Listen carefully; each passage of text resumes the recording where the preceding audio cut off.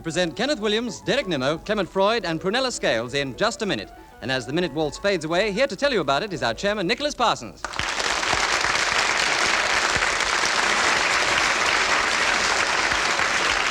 Thank you. Thank you very much indeed, and welcome once again to Just a Minute. And I'm pleased to welcome back to the show, most courageously, Prunella Scales. She's come once again to try and pit her wits against these three devastating and passionate players. And the silent players of the game. Anyway, well, good luck, Prunella. I'm sure you're going to do jolly well. And once again, I'm going to ask them each to speak on some unlikely subject that they can without hesitation, without repetition, and without deviating from the subject. And according to how well they do it, they will gain points. And of course, they're challenged, and I agree with the challenge, they will not gain points. That is how we play, that is how we score. And Clement Freud, will you begin? And can you start this week on astronomy? 60 seconds now. Ideally, to study and practice astronomy, you need a dark...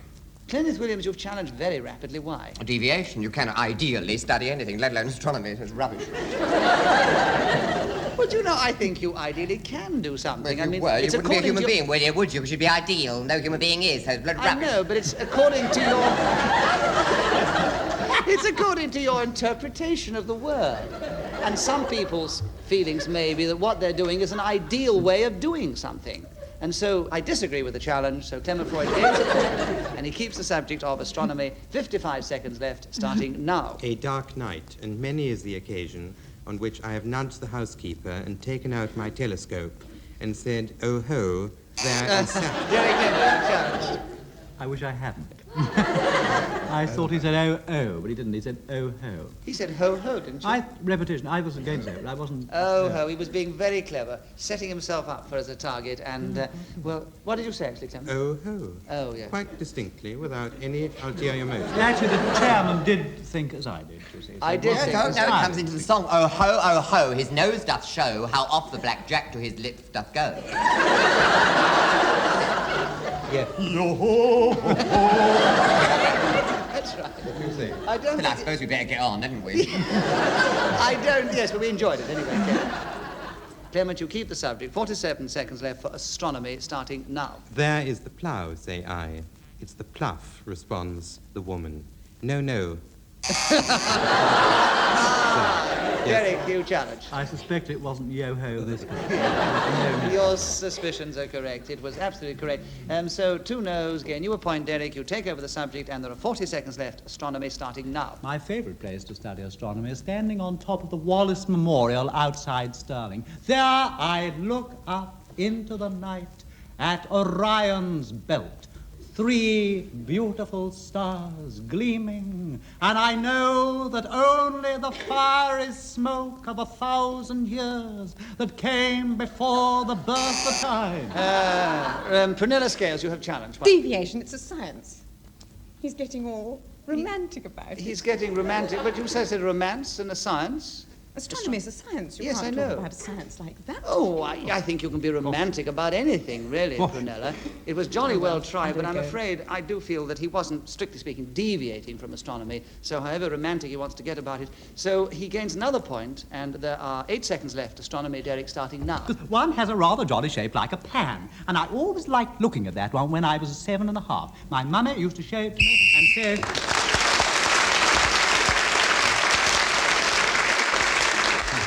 Just to remind you that that whistle, which is so beautifully blown by Ian Messiter, tells us that 60 seconds is up, and whoever is speaking at that moment gains an extra point. On this occasion, it was Derek Nimmo, who has a lead of 1 over Clement Freud at the end of the first round. Kenneth, will you begin the next round? Something that you've given plenty of in this particular game. Passion. So can you give us some more passion, or at least talk about passion, for 60 seconds, starting now? Well, as St. Simeon passionately declared, all that we know of a man is his reputation, and as to his character, madam, only the all-knowing can be aware of that. How true this is, and with what motivation this so thrills the human frame that you might define the entire feeling as passion, and I possess it to a degree of intensity. Even now, I'm throbbing with it. People have actually said, look at him, exciting. He's passionate. Prunella Scales, you challenged. Why? Repetition. He's going, he is. Yes, he is. It was very... No, I said he is going, he is. oh, That's not beg repetition, your that's pardon. he is 1 minute, and it's he is the Oh, next. let the audience be the judge. They're absolutely fair, always the audience are. Don't ask them! I am going to ask them. No, Because you're quite right. you You're have the made chairman. We will abide. We will abide by your decision, my friend. No, you have challenged my decision, so therefore, ladies and gentlemen, if you agree with Prunella's challenge, will you cheer, and if you disagree, will you boo, and you all do it together now? Just decided.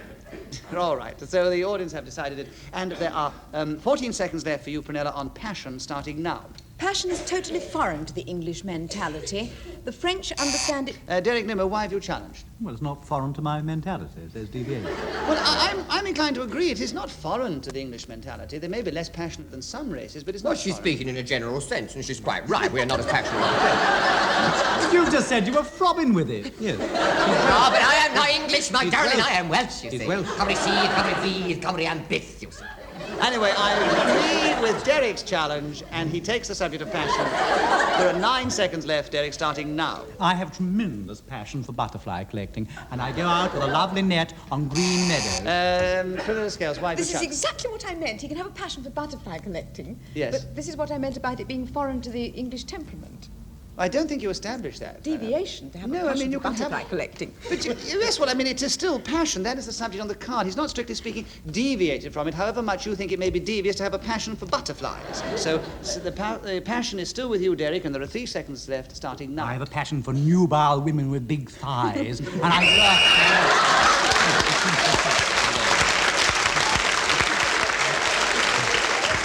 Prunella, can I ask you, did Derek's last thought... Oh, yes, carry- that was exactly what I meant. Oh, good. Well, there we are. But Derek has increased his lead at the end of that round over all the others. And Prunella, it's your turn to begin. The subject is why I want to play Lady Macbeth. I don't know whether you have ever felt you wanted to play it, but anyway, can you talk about it for 60 seconds, starting now? I have never played Lady Macbeth, but I've always wanted to because I think I'm absolutely ideal casting for it. When I was very young, I was convinced that I would grow up tall and dark and gaunt and ecstatically beautiful. I also thought I would grow up to be a man, but that didn't happen either. Derek Nimmo's challenge, why? Revolution of grow up. Yes, yes. that is right. So, Derek, you gain a point and you take over this subject. Why I want to play Lady Macbeth. Can you tell us why? And there are 44 seconds left, starting now. I want to play Lady Macbeth because when I was a child, I always thought that I would grow up to be gaunt and beautiful, and... Kenneth Williams, why have you We've had challenged? all this before, we don't need to. But I'm afraid you haven't had it from Derek. So therefore he gains another point for that. So he can say it for the first time. 37 seconds left, Derek. Why I want to play Lady Macbeth, starting now. It would be absolutely lovely to romp around. There's great long roads with blood all over your hands. Why have you challenged? Deviation, nobody ever played Lady Macbeth would romp around.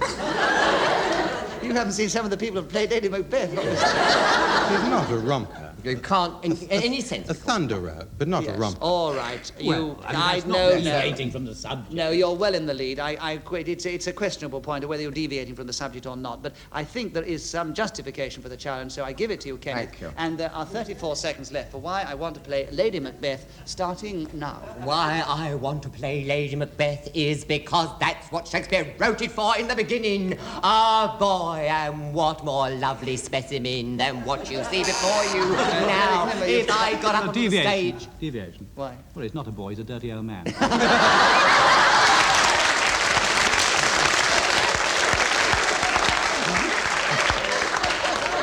The audience obviously disagrees, in spite of how young you look. They entirely disagree with Derek's challenge.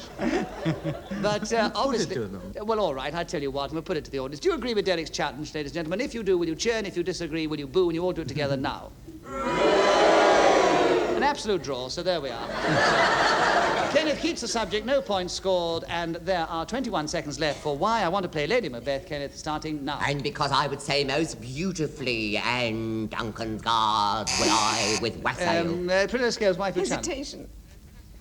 you talking about? Not quite. He got very close to it. I didn't quite know what he was talking about, but it was hesitation. So Kenneth gets a point, and there are 17 seconds left for why. I want to play Lady Macbeth starting now. And memory, the warder of the brain, shall be a fume, and the receipt of reason a limbeck only. Ah, what dialogue is there for a fine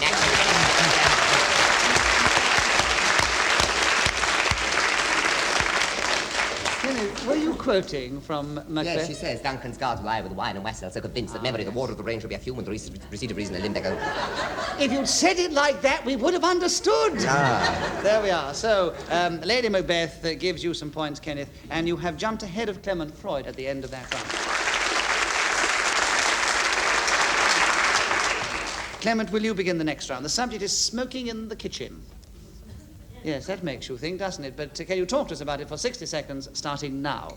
When you see smoking in the kitchen, it's fairly obvious that something is burning. And depending on what you have, what saucepans are on the stove, what joints are in the oven. Derek, Nimmo, wife, who challenge? Repetition of what? What sauce, what? Yes, but it's a bit unfair, isn't it? What? Oh, well. Well, I know, but if you challenge, I must be fair. It is quite correct. So, therefore, Derek, you take over the subject with another point, and there are 47 seconds left for smoking in the kitchen, starting now. Smoking in the kitchen is particularly pleasant if you're lying on the floor with a large cigarette holder in your hand. Clement Freud, wife, who challenge? Repetition of in. All right, then I'm going to give it back to Clement, and we're not going to start challenging any more after this on these small words, because otherwise the game will run to a grinding halt. So, Clement, you get the subject back, and there are 42 seconds left for smoking in the kitchen, starting now. In what in kitchen can you smoke? You may well ask. What in the heaven's name? Derek, Nimmo, you challenge. Hesitation. Hesitation. Utterly deserved. Having been generous to him and given him the subject back, he thought he'd be very clever and try and get in as many whats and ins and ands as he could. And he hesitated. So, Derek, you get a point. The subject back, 33 seconds left. Smoking in the kitchen, starting now. Smoking in the kitchen, I see. Call for the fire brigade, I shout. And the brigade arrives. In come my splendid men in their lovely uniforms with their big choppers in their hands. They smash down the door, open everything up to the wide world, and squirt away with their hoses. Water goes right over the flames, and everything begins to subside and drop gently down until once more that lovely place where the food is cooked is cool and dry again. And everyone is happy. Well, Derek was speaking once again when the whistle went, so he gains a further point, increasing his lead at the end. In fact, he's now way out in the lead, and the other three are almost equal in second place. And by the way, there's a lovely sort of devious thought you had there, Derek. You said they came in and then they broke the door down. But obviously, yes, my goodness, you're quite right, Nick. Derek, it's your turn Good to thing begin you're again. not all as sharp as you. It's a good thing we're not all as sarcastic as you, Derek, isn't it? Reading under the bedclothes is the subject that Ian Mester sought for you, Derek, so can you talk to us about it starting now? Well, the particular kind of bedclothes that I like to read under are an accumulation of nighties. I hang them up above my head, and then I snuggle down below them with a tiny lighted candle and a book. Kenneth Williams, wife who challenged. Deviation, he wouldn't be under there with a lighted candle, he would burn himself to death. Yeah, you see, the awful thing is that probably you're absolutely correct in that sense. If he burned himself to death, he couldn't be reading under the bedclothes. But in talking about it, he's not actually deviating from the subject on the card. He's getting to smoking in the kitchen. So, while it's pretty close, I'm afraid I must be accurate about the subject on the card, which is reading under the bedclothes, which he was describing. And there are 45 seconds left for you, Derek, starting now. Another variety of this particular pastime, of course, can be obtained if you get into your actual bed with sheets and blankets and perhaps an eiderdown above you and an electric torch in your hand. And there you can open a copy of Samuel Pepys. Kenneth Williams, your challenge. Yes, hesitation. Hesitation, I quite agree. Yes, he wasn't sure what he was going to open out of this All makes bedclothes, sense. was he? Kenneth, you have the subject and you have... What is it, subject? What is it? Oh, I'm just about to give it to you. 29 seconds verse, though, reading under the bedclothes, starting now. Well, this isn't something I do very often, but I recall one occasion done it when I was particularly frightened. And I was frightened. Clement Freud challenge. Repetition of frightened. You see it beautifully, Clement. So you take over the subject, and there are 18 seconds left. Reading under the bedclothes, starting now. Of course, you have to have bedclothes and a book. Otherwise, the whole idea of this pastime is... Kenneth, why have you challenged? Deviation has already been established. We're just going over old ground, all these bedclothes we've gone through until they're all rotten with I haven't seen Clement Freud's bedclothes. No, he hasn't had the subject before, and he's starting again talking about the bedclothes and the other necessary things to have for reading. So I'm afraid he wasn't deviating from the subject. He keeps it. There are 13 seconds left, starting now. 1001 Nights would be a very suitable volume for reading under the... Derek Nimmo, why have you Sorry, challenged? my mistake. Just give him a point.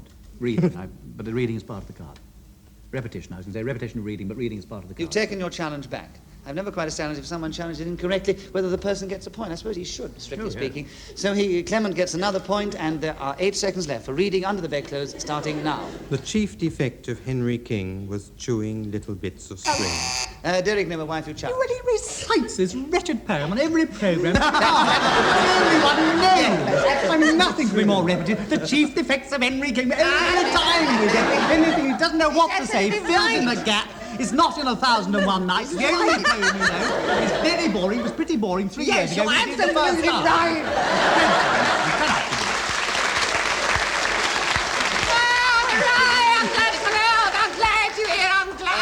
Kenneth! Prunella, you haven't said anything. Would you like to say something as well? They've all had about Henry King. Anything at all you feel about it? No, you wouldn't. I'm so sorry. So, anyway, the thing is, all you've done now, you know, Derek, is the fact you've drawn Clement's attention to bring it out. He'll bring it out even more. He'll bring it into smoking in the kitchen and everything. What were you challenging for after your long A dissertation? repetition of the chief defects of what Henry King. Well, yes. But he could read that under his bedclothes, so it's not strictly speaking deviating from the subject on the card. So he has another point, and there are 4 seconds left, starting now. God made the evil grocer as a portent and a sign. Kenneth Williams, wife of Oh, Charles. it's nothing to do with reading under. He's just doing these quotes. It's nothing to do with reading. This is, under the as bed. I understand it, what he was reading under the bedclothes. So he has one other point, 1 second left, starting... He did say he's reading 1001 Nights, didn't he? No. Well, he might have a lot of books under the bedclothes. The library. Prunella, you challenged. Why? He misquoted. What did he It's misquote? God made the wicked grocer for a mystery ensign. There,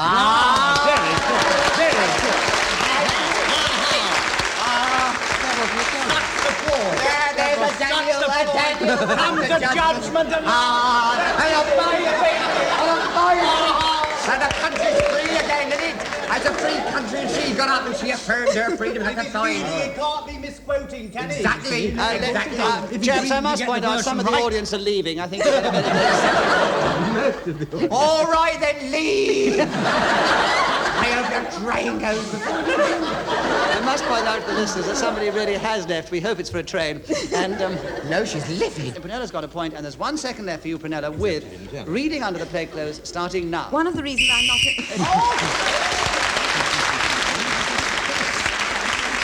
Well, Prunella scales are speaking then with the whistle winch, so she gains very rapidly 2 points there, and she's now still in 3rd place behind Clement Freud, and Derek still very definitely the leader. Kenneth, will you begin the next round? My fancy.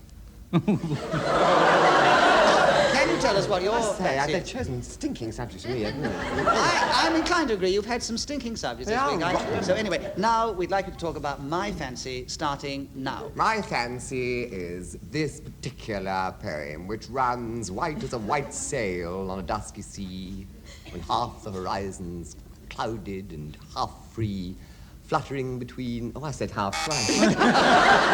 But keep going, even if you do. They might even be generous, even if they notice it. Yeah, Clement not Freud. with these faces round here. Clement's challenge came first. The repetition of white. Yes, indeed.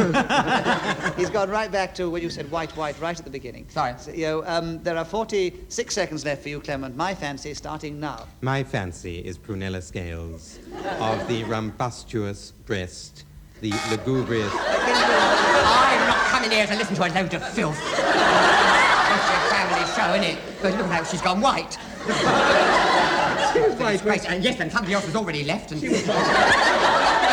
Also, her husband is sitting in the audience. yes, her husband's sitting in the audience. So I agree with Kenneth Williams' challenge. We'll get straight on with the How would you game. describe it? I'm not going to be drawn Listen to any Jen. further.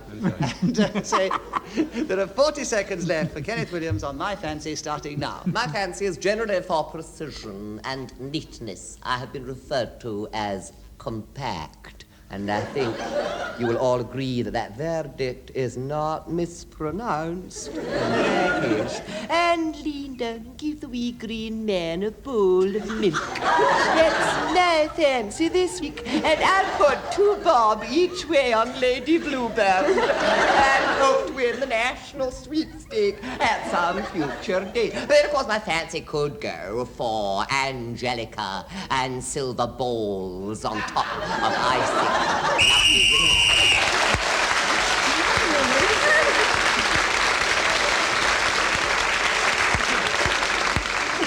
All I can say, Kenneth, is fancy that. But your fancy managed to bring you well back from the 4th position to a very definite 3rd position, but still Derek Nimmo's in the lead. Prunella, will you begin the next round? The subject is magic. Can you talk to us about that for 60 seconds, starting now?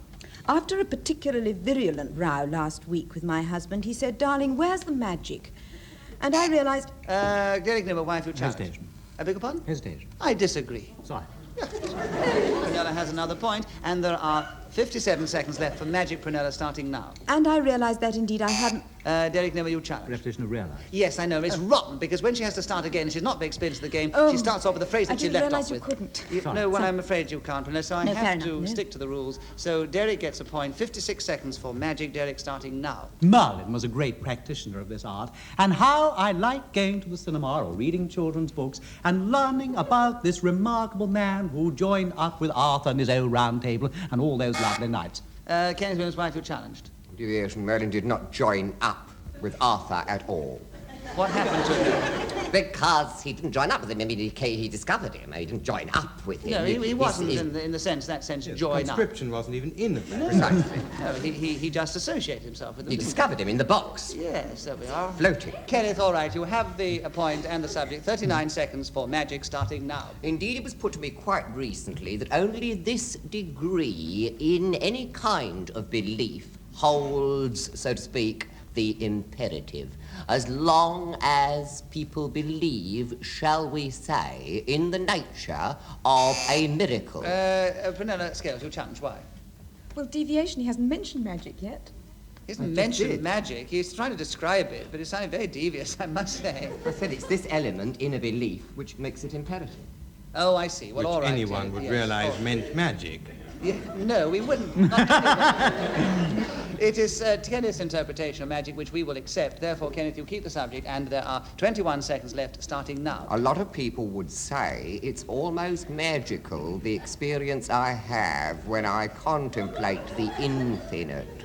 Oh, I feel a sudden emotion, and it would seem that an act of magic is taking place. This occurs when I walk on in the theatre.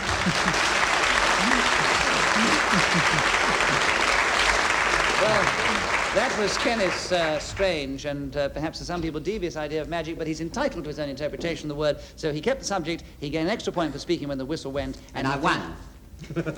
Not quite, Kenneth, no. Well, who's won? Well, I'll tell you who's won now, because I'm afraid we have no more time for this particular game. Prunella Scales, coming back to the game after a long absence, did jolly well. She got a lot of points, and she was just in 4th place, but you were all quite a way behind this week's winner, Derek Nimmo.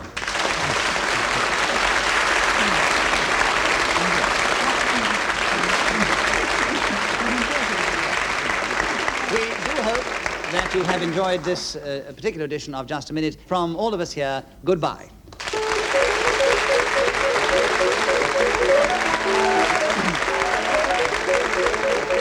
The chairman of Just a Minute was Nicholas Parsons. The program was devised by Ian Messiter and produced by David Hatch.